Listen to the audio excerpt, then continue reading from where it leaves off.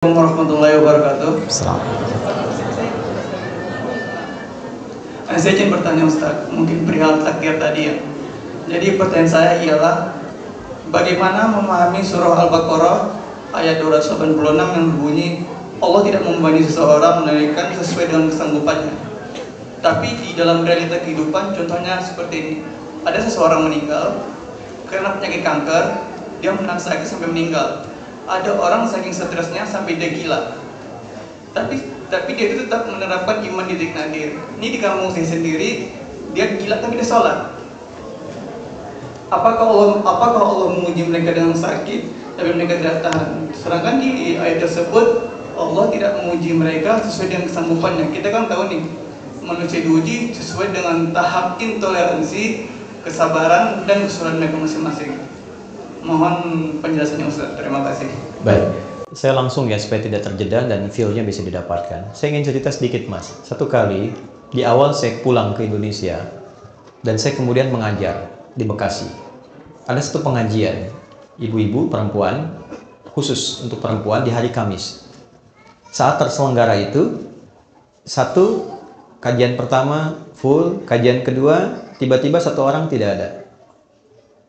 Kemudian di belakang, menariknya, mulai menangis. Saya tanya, kenapa di belakang menangis? Ibu itu menjawab, Ustadz, si Fulana tidak bisa bersama kita karena sedang berjuang sakit. Mohon doa. Baik, saya bilang kita doakan setelah selesai kajian ya. Begitu kemudian saya lanjutkan, jeda sebentar, nggak sampai 5 menit, di belakang terisak. Saya tanya, kenapa Bu? Ternyata yang tadi kita akan doakan sudah meninggal dunia. Inna lillahi wa inna ilaihi raji'un. Baik. Setelah itu singkatnya, malam kami datang takziah. Anda tahu apa yang terjadi? Ibu dan bapak, teman-teman semua, luar biasanya. Beliau itu profesinya seorang pramugari. Dalam pramugari profesi yang beliau jalani, tentu banyak kegiatan-kegiatan keduniaan yang terjadi, sehingga juga untuk berhijab pun dulu belum punya kesempatan, pergaulan juga luar biasa. Di ujung hidupnya, Mas, ini yang penting saya sampaikan, dia memutuskan untuk berhenti, selesai, dan dia aktifasikan sisa hidupnya untuk memperdalam Islam. Dia ikut pengajian untuk merubah dirinya. Ketika ikut pertama pengajian, ternyata baru ikut pertama diagnosis muncul, kena kanker. Lalu masuk rumah sakit. Yang kedua itulah sampai terakhir, ternyata dia berada di rumah sakit sampai ujung hayatnya menjemput. Tapi tahu Anda apa yang terjadi? Ketika saya datang takziah, yang datang itu ibu-ibu pengajiannya, teman suaminya dari jamaah subuhnya, teman-teman lingkungan masjidnya, sedangkan teman seprofesinya belum bisa datang, di malam itu hanya mengirimkan bunga. Saya sampaikan dalam takziahnya, ini luar biasa cara Allah memuliakan hamba ini. Allah berikan sakit sampai ujung hayatnya. Satu, supaya mengisolasi dia dari kegiatan-kegiatan sebelumnya yang sudah dilakukan, sehingga dia fokus untuk bisa menyebut nama Allah saja dalam hidupnya. Setelah dia berubah menjadi orang baik, setelah cukup baginya kemudian beribadah, Allah jemput akhir kehidupannya di tempat dia terisolasi, sehingga dia tidak berbaur lagi dengan yang lain untuk membuat sesuatu yang menyimpang dari kehidupan sebelumnya. Maka apa yang terjadi? Dijemputlah dia dalam keadaan yang baik, dosa-dosanya digugurkan, diberikan pahala yang kuat untuk dirinya, dan yang terakhir yang paling indah, bahkan dimuliakan dan diantarkan oleh tempat-tempat di lingkungan pengajiannya. Yang mau saya katakan apa? Semua apa yang Allah telah tetapkan, yang kita lihat sekarang itu cuma namanya saja. Sakit, kena kanker, kena tumor, macam-macam. Pada hakikatnya, semua itu ujian hidup. Oke? Satu dulu itu. Pada hakikatnya, semua itu ujian apa? Ujian hidup. Nah, semua bentuk ujian itu, apapun yang dialami, feel-nya pasti sama. Yang sakit misalnya, divonis dengan kanker. Yang baru dipecat dari, misalnya pekerjaannya. Sama-sama terasa, vonis itu kan menyakitkan kan? Sama-sama terasa nggak enak ya? Sama-sama terasa gelap kan? Substansinya sama, diuji dengan nama yang berbeda, tapi dengan rasa yang serupa. Semua kita dalam hidup akan mengalami peristiwa-peristiwa ujian-ujian itu dengan dua tujuan. Satu, ini yang saya ingin maksudkan. Nanti saya kembalikan ke Quran surah kedua ayat 286. Satu, supaya dalam perjalanan hidup itu, satu, kita bisa kenal Allah. Ini. Semua yang kita alami itu tujuan akhirnya untuk mengenal Allah. Anda belajar sepintar apapun, tujuan Anda diberi ilmu sampai sedemikian pintar supaya kenal Tuhan. Makanya disebutnya ilmun, ain lam mim, ketika dikerjakan jadi amal, ain mim lam, objeknya alam, ain alif lam. Ain alif lam, alam itu artinya tanda dalam bahasa Arab, tanda yang mengenalkan pada Tuhan. Kalau dijamakkan jadi alamin. Kita declare dalam salat alhamdulillahi rabbil alamin. Nah, sebanyak-banyaknya ilmu itu untuk kenal Tuhan. Sampai kalau lihat langit itu kita tahu, oh betapa indahnya Allah menciptakan ini. Begitu lihat lautan, betapa luar biasanya Allah menciptakan ini. Kalau cuma kita sampai hanya menyimpulkan lautnya bagus, bintangnya bagus, itu baru luarnya. Belum sampai ke titik ilmunya. Itu ada di Quran, surah ketiga ayat 190 sampai dengan ayat 200-nya. Nah, dari kita mulai menapaki hidup, tujuan terbesarnya kenal Tuhan. Anda kerja sampai kaya, sampai punya harta dan sebagainya. Silahkan. Tapi kalau sampai banyak harta nggak kenal Allah, ada sesuatu yang salah dalam episode kehidupan itu. Nah, ada orang-orang yang dikenalkan lewat sifat sukacita, suka. Hal-hal yang cenderung disukai. Dan bercita-cita untuk mendapatkan itu. Pintar, kaya, punya kedudukan. Ujungnya apa? Kenal Tuhan. Gimana caranya dengan harta itu kita dekat dengan Allah? Gimana caranya dengan kedudukan kita dekat dengan Allah? Ini konsepsinya ada di Nabi Sulaiman misalnya. Ketika dipuji, Anda begitu hebat bisa menaklukkan awan dan sebagainya. Apa jawab beliau? Hadza min fadli rabbi liyabluwani aashkuru an akfur. Ini keutamaan yang Tuhan titipkan pada saya hanya untuk menguji secara konseptual apakah saya kenal Allah atau tidak. Mengenal Allah dengan sifat sukacita disebut dengan syukur namanya.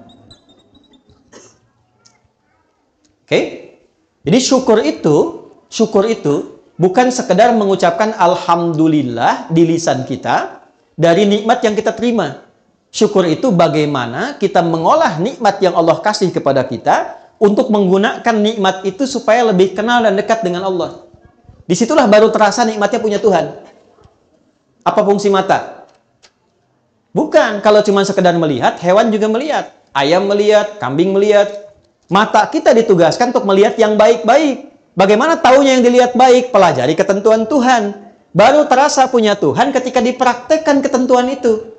Kata Allah, jangan lihat, dipalingkan. Baru kita merasa iman kepada Allah.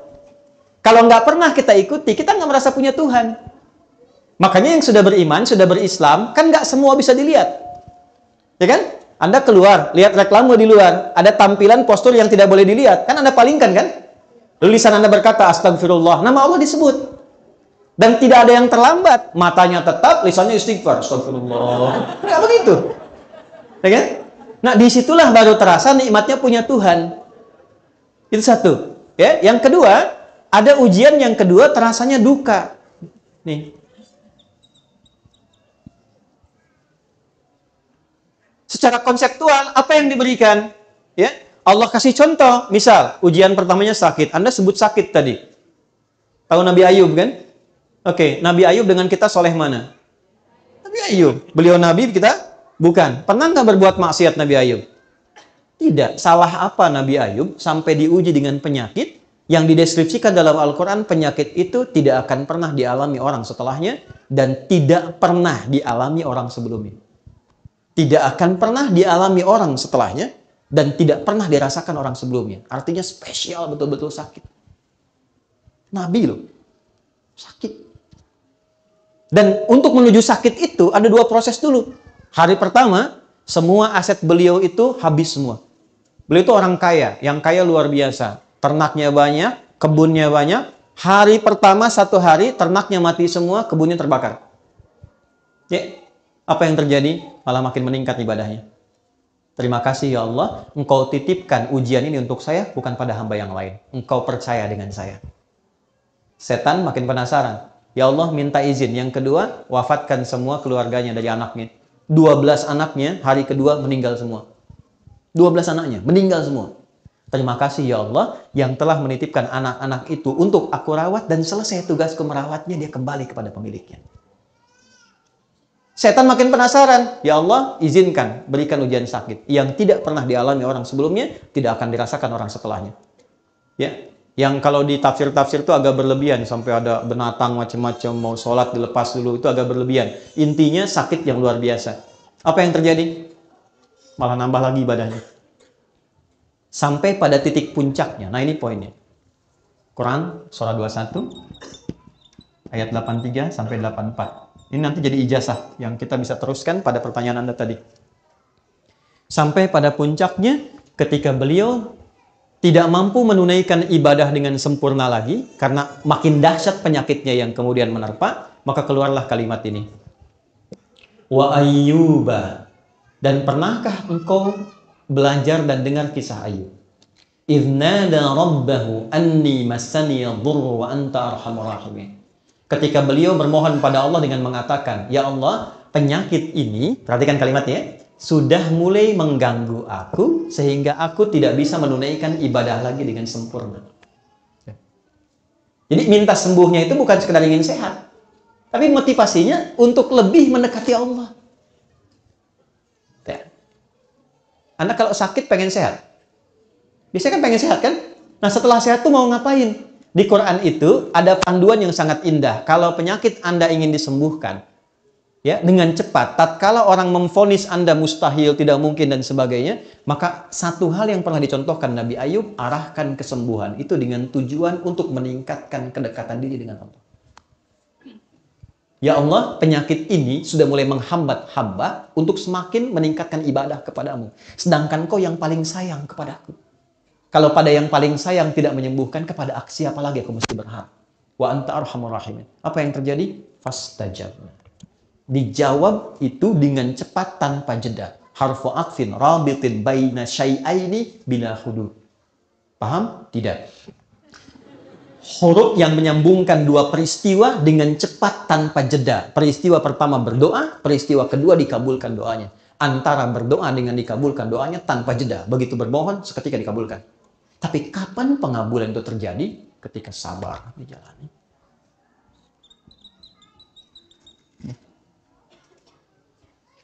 Istrinya berkata begini, Papa, kalau bahasa kita ya, Papa kan Nabi, Rasul. Minta aja sama Allah sembuh. Nggak minta kaya, minta sembuh, pasti dikabulkan.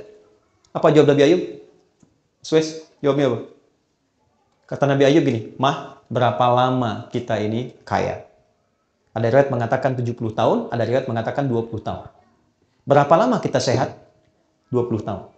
Berapa lama kita diuji sakit? 15 tahun. Nanti sajalah saat sakitnya sama dengan ujian sehatnya.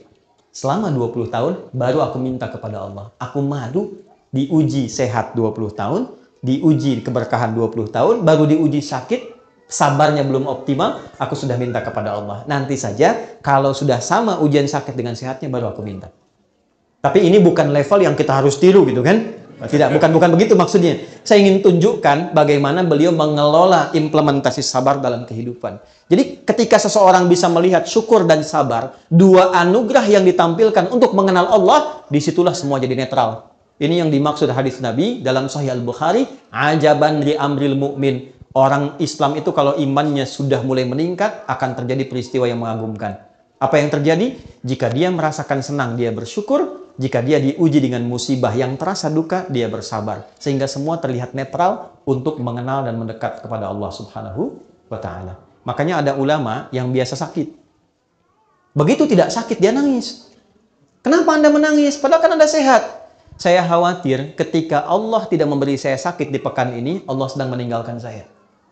Saking pahamnya dengan esensi kehidupan. Jadi yang pertama yang ingin saya katakan, kita jangan simpulkan bahwa ayat Allah tidak mungkin menguji seorang hamba di luar batas kesanggupannya dengan menerapkan ayat itu kepada orang yang divonis penyakit tertentu dan terlihat kemudian dia berekspresi seakan-akan dia tidak sanggup menahannya.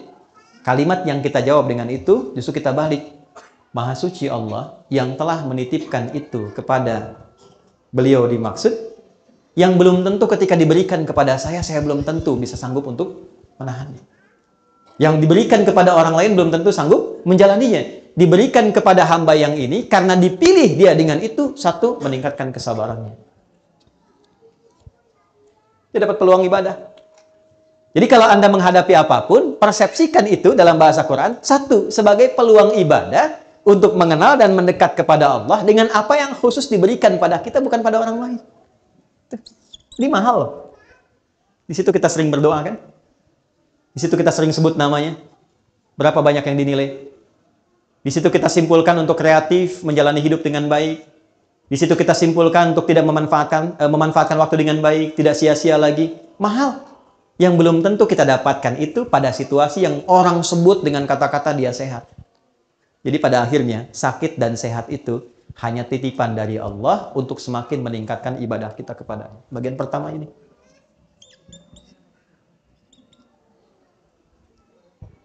Dua. Sebentar, maksudnya yang kedua ini kan saya jawab dua. Di satu bagian, jadi satu bagian yang pertama saya kembalikan, la yukallifullahu nafsan illa wus'aha, bukan dipahami dari ekspresi hambanya, tapi dipahami dari perspektif Allahnya ketika memberi. Allah menilai dia sanggup menjalani itu sampai titik yang diberikan oleh Allah untuk bisa menanggungnya. Adapun yang didapatkan dari situ adalah hikmah. Jelas hikmahnya kemana? Karena itu gini, cara bersikapnya diberikan oleh Allah apapun terima dulu. Cara bersikapnya itu.